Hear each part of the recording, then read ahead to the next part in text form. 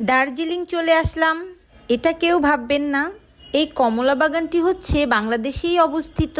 বাংলাদেশের গাজীপুর জেলার শ্রীপুর উপজেলার বর্মি ইউনিয়নের সাতখামাইয়ের পশ্চিমপাড়া গ্রামে অবস্থিত।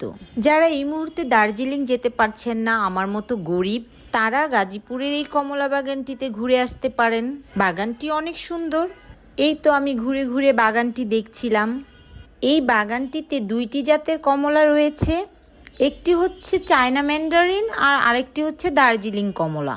দার্জিলিং কমলাটা শেষ হয়ে গিয়েছে, আর চায়না ম্যান্ডারিনটা এখনও অনেক রয়েছে গাছে। চায়না এই কমলাটা একটু টক, দার্জিলিং কমলাটা মিষ্টি হওয়ার কারণে ওই কমলাটা শেষ হয়ে গিয়েছে। টক আর মিষ্টি তাতে কি, এত সুন্দর কমলা গাছে দেখলে সবারই ছিঁড়তে ইচ্ছা করবে।